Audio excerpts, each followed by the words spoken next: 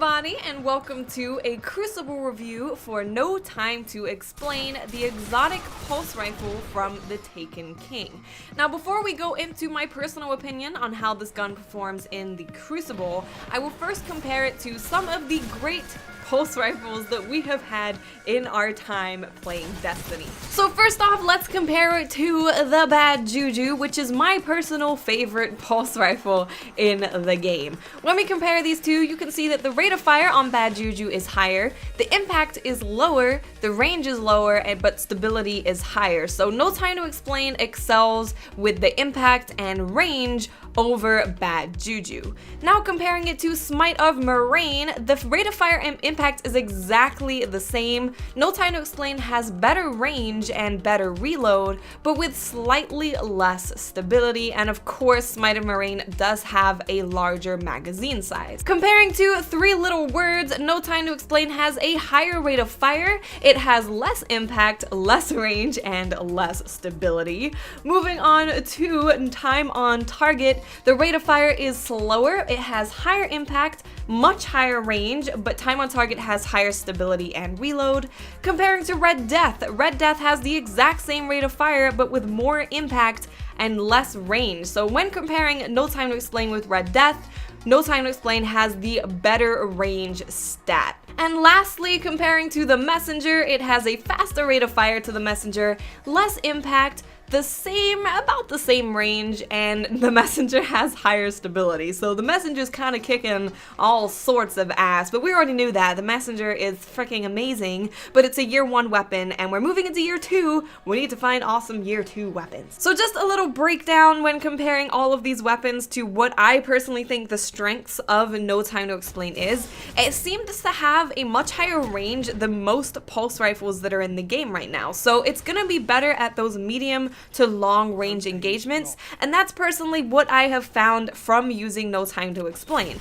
I found that when I was towards the mid to long range, the gunfights were super easy. People couldn't hit me as well as I could hit them, and I tended to win most of them. It was also a lot easier to hit headshots, which is incredibly important when using No Time to Explain, because you do have the ability to burst somebody with this pulse rifle. So hitting those headshots are incredibly important. As soon as I got to close range, I found that I was losing out to Bad Juju. I think Bad Juju is an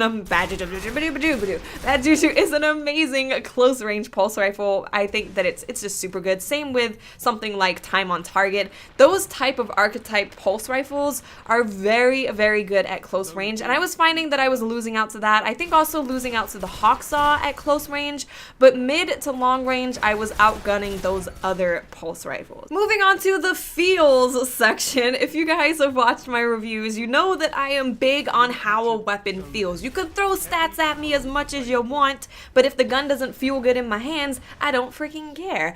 No Time to Explain actually feels really good to me. When I first used it, it felt very comfortable, it felt very natural. I didn't feel like I was fighting against recoil. Like some weapons that I've heard are amazing, I use them and I feel like I'm just fighting against so much recoil, and I can imagine that when you get used to the recoil that it will be an amazing weapon, but with No Time to Explain, I definitely felt like I didn't have to get used to it. I picked it up, took it into the Crucible. The gameplay that you're watching right now is the first game that I played with it, so as you can see, it felt just very natural and very comfortable as soon as I started using the weapon. So in terms of it feels super good. Now the perks that are on this weapon when it comes to playing in the Crucible, how useful are they exactly? Well, it has full auto. Full auto pulse rifles I personally really enjoy. I think that they're awesome. I just find them awesome. I've always loved Bad Juju. Having it being full auto just feels really nice, and I've used other pulse rifles that have full auto, legendary ones, and it just always feels like that full auto feels good. You have more time to focus on staying on target and hitting your headshots than just pulling the trigger constantly. And it might not seem like a lot to think about, and it's not really, but it just frees up more of your brain power and more of your muscle power to focus on staying on target rather than pulling the trigger over and over again. The next perk that it has is that landing precision hits will actually return ammo to you, so you have to reload less. Now this is absolutely amazing in PvE because it's basically like having a black hammer in your primary primary. But when it comes to the Crucible, it's not super useful. What you will find is that when you're hitting those precision shots, you will notice that you have to reload a lot less than with other pulse rifles or just other weapons in general. So it's not the most amazing perk for PvP. I would say that I do prefer the Bad Juju perk because it's like 20 perks in one, so why would you not like it? But I do like the fact that I get ammo back because it does allow me to not reload as frequently. I've been in situations where I'm coming up against multiple people, and because I'm landing those precision hits, I am actually able to shoot for longer without feeling the need to reload. So is it worth your exotic slot? I would say that it depends. I personally do find it to be one of my more favored weapons that I've used, but it depends on which map you're playing and what your playstyle is. You're gonna outrange Red Death, which is really good. I think that's a really good thing, to be able to have a pulse rifle that seems to have one of the longest ranges in the game.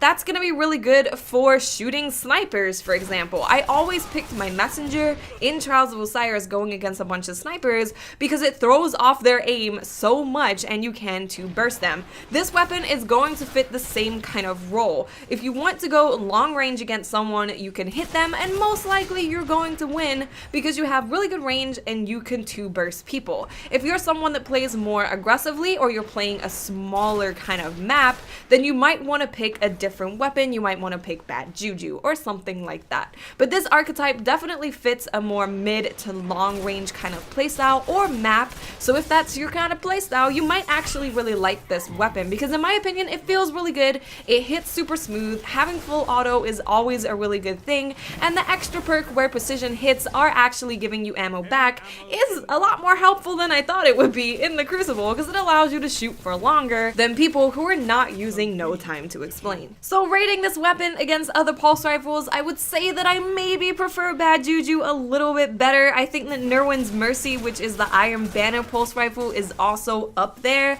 but I would say it's a solid third for me in terms of an overall weapon choice. If I'm choosing an overall weapon that's gonna serve me in most situations, I would say that it's third. If I'm going on long range maps or for Trials of Osiris where your engagements tend to be longer range, then it would bump it up to either second or first choice for me personally. So that is it for the review, guys. Let me know in the comment section what you think of No Time to Explain in the Crucible so far, and I will speak to you also amazing people later. Bye.